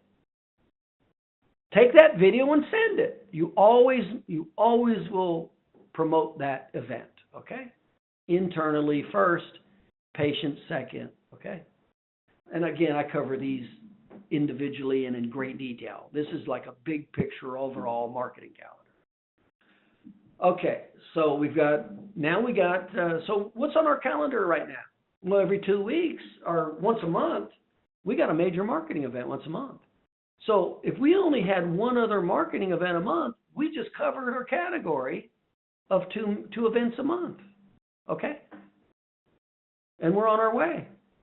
All right, so now we're going to go, we start with our marketing with the 8%. So now we know who's going to do the video, who's going to send out what, whether it was a video, whether it's a flyer, whether it's a picture. But we want something going out with a gateway and a solution and an offer once a week. You got to pick a designated time. That's like typically on a lighter day, like if you're open on Thursday or something like that, or a Tuesday. Usually Monday, Wednesday, Fridays are not lighter days. And I'll say that has to be done by this person by noon on Tuesday. Say it's a designated person, designated time, a designated event, and they've been through the 4 stages of learning to do it. And then they keep a statistic on it, and they bring the statistic to the staff meeting, and I look at the statistic. Is it getting done? Is it getting done good, where they deserve a bonus? Is it average? Or maybe they just can't do it. We're tired of training, and they can't get it. We got to either move them off to another position, or we got to let them go, and we got to get somebody in who can. That's called management. That's called growing your business. Knowing how to make these decisions. Okay. All right, so there we go. We got another what you call fish line in the water. We're going to pick up a few more new patients because of that little thing right there. Are we going to pick up, 100, 200 a month? No. But that's not the goal. The goal is to have 3, 4, 5, 7 events that pick up 1, 2, or 3 new patients per event. That's what the goal is. Boom. You do that once a week, I guarantee you're going to pick up 1, 2, or 3, or even 4 new patients if you just follow the basic formula. Gateway, pleasure, logic, fear, guarantee, offer. Send it out once a week. Read it from a flyer. Okay. All right. There's another system. Put it in your calendar. We're going to say that's on Tuesday by noon, and it's Mary. That's who's responsible for it. That's in your calendar. Next, insurance videos.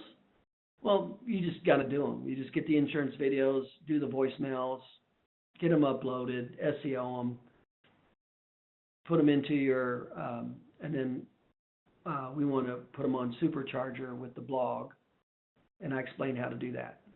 Now, again, we teach do we want to do all this? The owner of the business, do we want them to do all this? No. So we're going to teach the marketing assistant how to take an insurance video or a condition video or a promotional video, any of these videos, and we're going to teach them how to put it into a blog because it's unbelievably easy. We're going to teach them how to put it into the blog and put it on steroids and syndicate it and send it to 30 or 40 different social media sites with backlinks. Because that's going to stir the hell out of the internet and it's going to move you to the top. That's what it's going to do. And when you get to the top, you get 43% of the clicks. 43% of the people pick the first one. Okay? That's a major key. Now, I'll routinely move after I've uploaded the insurance videos and condition videos. I'll routinely just move them through and embed them in the blog and send them out routinely. Okay? So, how often should that be done? Once a week. They can be sending that out. Okay? In some degrees, it can be in exchange of for the newsletter. So the newsletter could be just a condition video in that particular time. Okay? It could be one and the same. All right? Do the blog with it and email it out to the patients. But that's how you create a tremendous presence on the internet. And of course, I cover that separately when I cover how to do internet marketing for chiropractors. I go into detail, all this stuff. Okay? So that's 3. We got 3 going. Google for business. You got to know the basics of Google for business. It's basically about getting reviews. We go into where you should get them, how you should get them, where the review should be, all that stuff. That's a separate webinar. We teach that separately. You got to know the basics of that. Now, again, that is a very specific person in a specific time. So as an example, I may say once a day. We want 1 review a day. That's it. You got to have a designated person. So that's our marketing assistant, Mary. We want 1 review a day, and we want it before noon. And these are the 5 locations where we want the review, see? And then we teach what to say to the patient in the office to get that review. Okay, now what's the rule with reviews? Well, it totally depends on the competition for your area. So if you got a lot of other chiropractors that are doing reviews and all that kind of stuff, then it's going to be way stiffer. You don't have chiropractors that are doing that, then it's not going to be as big of a deal. But it's something we want to do because it's the 3rd place patients will go. They'll Google their location and they'll look at the review. So it's definitely something we need to pay attention to. The review, remember, the trust category is the single biggest category of the 14 emotional triggers in this day and time. The trust category. That's the review, the peer review. Okay. And then we also want to know, we want to know not only to put the review for the patient eyeballs who are looking, but we want to know where to put them for SEO, for search engine optimization juice. There's certain places where you can do reviews that give you much greater authority with Google. So we teach that. We go into that. That's a total separate course. We teach how to do that. Okay, Google for Business. What's the frequency? Well, I do that as a bare minimum of, again, 1 a week. And again, that totally depends on the competition in your area, blah, blah, blah. But as a minimum, I would do once a week. Again, that's Mary doing it, a specific day, done by a specific time. You keep the stat on it. The stat shows up at the staff meeting. That's how it works. You're starting to see how this marketing calendar is coming along. You're starting to see how maybe we did 77 offices in 20 states, 600,000 patient visits a year, over $60 million a year. We didn't wait around for stuff to happen. At 8% utilization and a 67% negative name recognition, you cannot wait around. Okay, so that's Google for Business, condition videos. We've already talked about that. And we talked about the proactive sign. We want to do a proactive sign. Now, it just takes a little bit of time and effort to get it done and get it up there, but it's done. Once it's done, it's done. We just get it, and again, we teach how to do that. So there's not much space, labor, and equipment for these first 5 categories. Probably the one that takes the most amount of attention is the video newsletter and Google for Business. That's it. And that doesn't even take much at all. So how much time and energy does it take to do these 5 categories? Not much. Okay? Those are systems. All of these should be done. If they're not being done, you got to put them in place. You got to get them done. Okay, now let's go to the big enchilada. Here we go. Here's what's going to create all the business right here. Number 1 is the spouse. We're going to go to the highest probability of business, that's the spouse. Every new patient, we're going after their spouse. Remember, every time I got a new patient, I was expected to get 1.5 new patients from every new patient. I wanted the spouse and a best friend or coworker.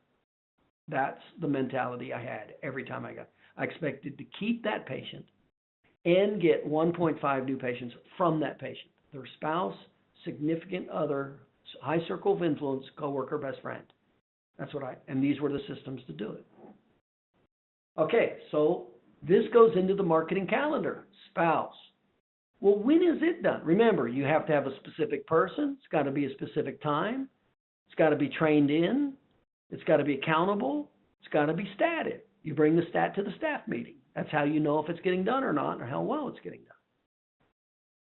Okay, so who's the main person responsible for the spouse? Well, the marketing assistant is. That's the person who does your therapy because they spend the most time with the patients. When that patient's on passive therapy, that's like a golden opportunity to get referrals from that patient. So every spouse, we do what's called the spouse day. That's the 5th visit. Every new patient on the 5th visit, a designated person, the marketing person, is designated to follow a script at a very specific time, after the treatment, but before the therapy. On the 5th visit, they're required to go through the script.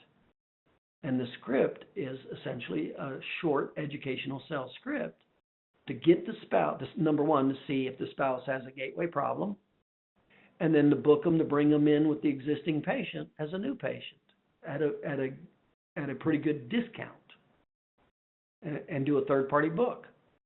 Okay, so we teach how to do all that. That's what all this marketing is. Well, you'll get 1 in 4 new patients if you're not even very good, and you at least establish need and minimize the obstacles of time or money with the spouse, with the existing patient in front of you. Now, if you're a black belt, you'll get 1 in 3. Now remember, your marketing assistant gets paid for these referrals. We want her to make $300, $500, $1,000, $2,000 a month. Because if she's making $1,000 a month bonus, she's bringing in a ton of business. She's bringing in $50,000 in business for me. So we want to make sure, and the average bonus for a referral is the dollar per visit. So it's like $50 per visit, and it's only given when it's paid. So you're not out any money at all. When the money comes in, they get the bonus. The first money comes in is the first money that goes to the bonus. The money doesn't come in for whatever reason, they don't get the bonus. And they understand that. Okay? And it's from proaction. It's from within 72 hours. You do this, and they come in within 72 hours. So they can't just, claim everybody that comes in is theirs. All right, so there's your spouse. That's in your marketing calendar. So if you're getting 1, 2, 3 new patients a month, a week, 5 new patients a month, you should be, if you're getting 4 new patients a week, you should be getting an extra 1 new patient a month just from that one system right there. That's a system. It's in the marketing calendar. Next, child. Some doctors don't care as much to go after the child. The children are the easiest to get because they're the highest emotional content. You'll have the mothers easily pay for the kids before they pay for their care. Okay, now we go in how to do that. That's the first, you take that as the first Wednesday of the month. All the new patients from the previous month, we bring in their children, the people that are living under their roof, and that's about 30 to 40% of your patients will have a kid under their roof. Because that's called control. They can control them. They can say, Johnny, get in the car. We're going to the chiropractor. So the first Wednesday of the month, we will do a spinal scoliosis check for all the new patients from the previous month and any from the previous month that didn't come in from that time before. That's a system. Again, now you're going to get 1, 2, 3, 4, 5 new patients, but not if you don't do it. Next is circle of influence. What we're going to pay now. What category does that come into? Post re-exam referrals. That's the single most reproductive system for referrals.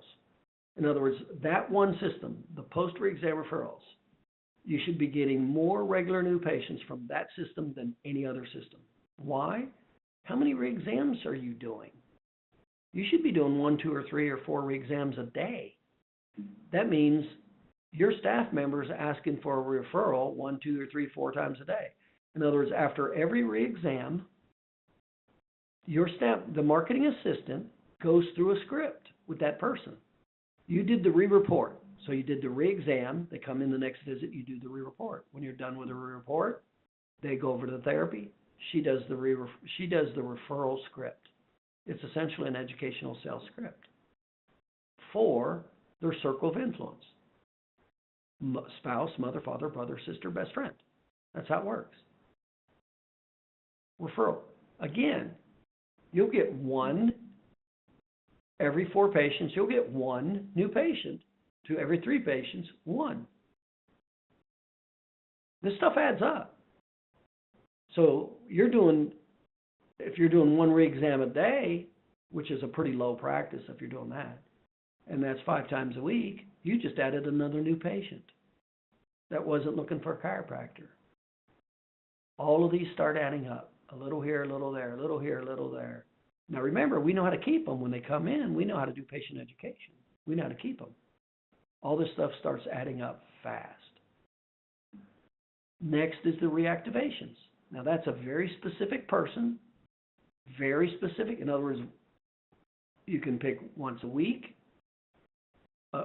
for a very specific time period, say like only 15 minutes or something like that, and only 3 phone calls. And that's how simple this is. You go, well, we're just going to do 3 phone calls a week, once a week. Who's responsible for that? Well, you can actually designate that to the front desk person, because there's a time period where they can do reactivations in the afternoon. So you can place that, and you would do that on a less busy day, like a Tuesday or Thursday in the afternoon. So I would just move that up to the front desk, say, okay, Mayor, whatever the front desk person's name is, she's educated on how to do the re-exam script. So we're just going to call 3 people. We're going to call between 4 and 5 o'clock between patients when they're not coming in. Here's what you say and do. That's it. You call 3, and I'm giving some unbelievably small numbers. So you call 3 a week, that's 4 weeks, that's 12. You should easily pick up 1, 2, or 3 new patients for reactivations, even as much as 1 a week. You just decrease the number of new patients you need. Remember, that's the easiest business to get, is the reactivations. But you do have to know what to say. So we cover exactly what to say. But it's as simple as a phone call. It's as simple as a phone call and following a little freaking script. And remember, they're bonused. That person comes in, they just made $50. They do that once a week. They just made $200 a month from one system. $200 a month is enough to pay an electric bill, maybe even a car payment.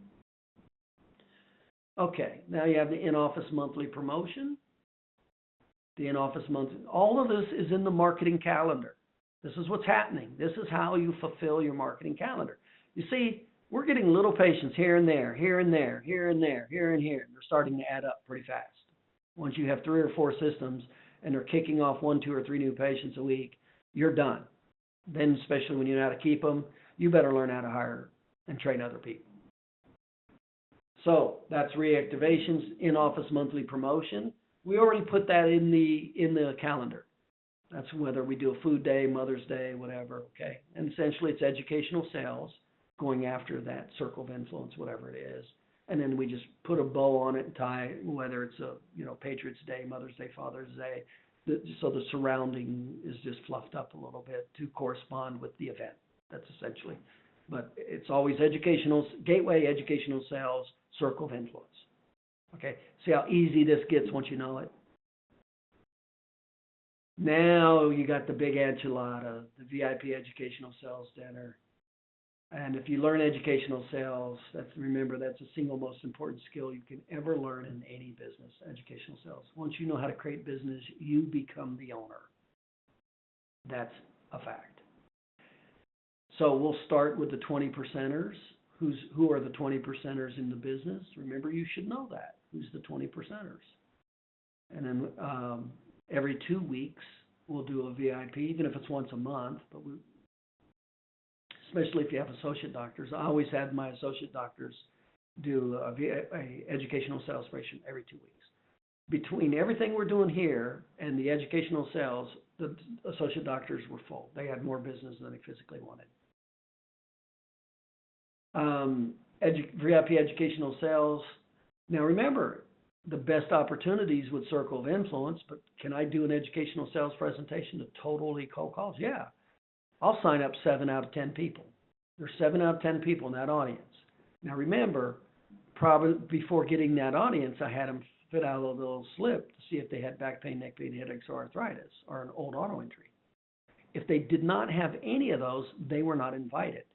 If they had any of those, they were invited. So I didn't have trust, but I already had a need to some degree. So I already positioned myself to win. I'm just going to go and do the educational sales presentation. I'm going to establish need, minimize time and money, affect trust, and I'm bringing them in. Once they get in, then I'm going to apply patient education and keep them. Then I'm going to go for their spouse on the 5th day. Then I'm going to go for their child once a month. Then also once a month, I'm going to go for their circle of influence or for their referral on the re-exam. Then I'm going to go for their circle of influence on the monthly in-office promotion. You see, 1 new patient is never 1 new patient, ever. I expect 1.5 new patients for every new patient I get that I create. I don't wait for it to happen. I go and create it. A little here, a little there, a little there, there. That's how it works. So that's the VIP. And again, we teach how to do that. We teach exactly how to do that, where to do it, when to do it, how to do it, everything. But what's it come back to? It always comes back to knowledge and skill.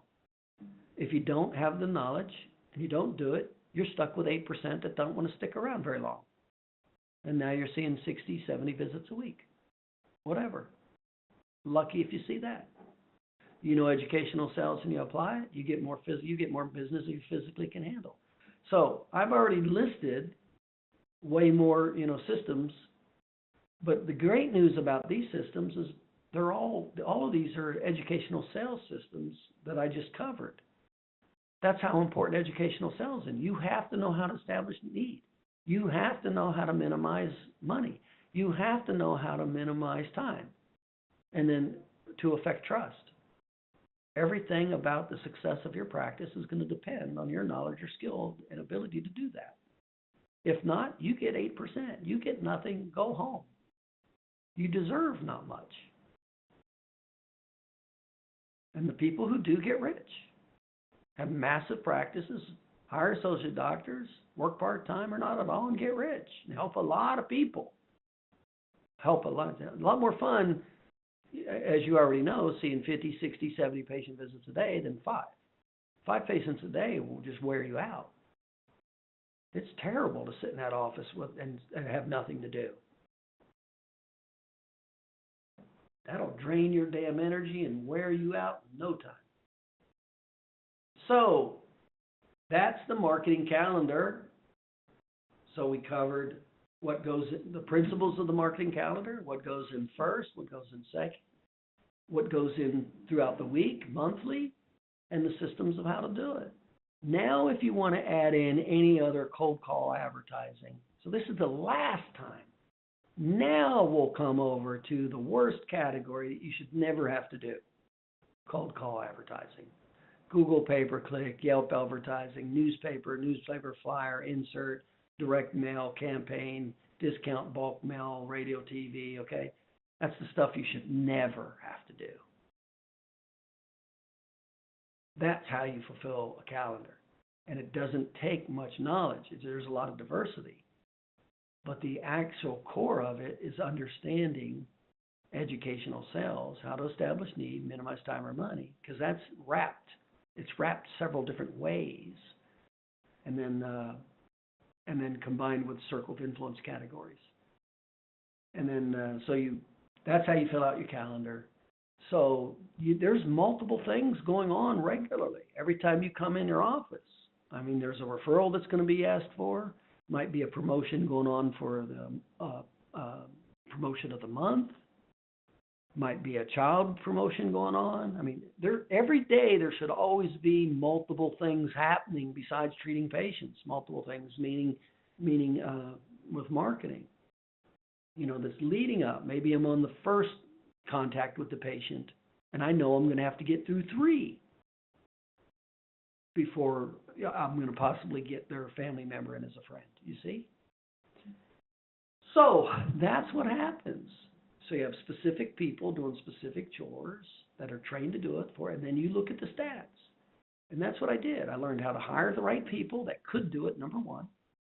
Number 2, I had the systems that was most effective to do it, gateways, educational sales. Then I put them through the 4 stages of learning.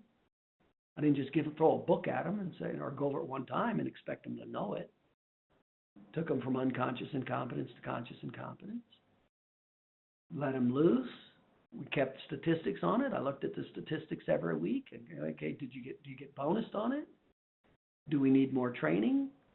Or is the training, we've exhausted all the training and we need to move you to another position, or it's not working out, we need to terminate our relationship. That's what I did every day, every week, to build a multi-million-dollar empire and retire at age 33.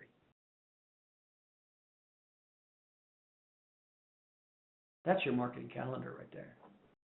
You don't even have to be good at very many things, but you have to be good at educational sales and know the basics of advertising and marketing. You have to. You cannot wait around for 8% of the population to call you. You'll be stuck the rest of your life.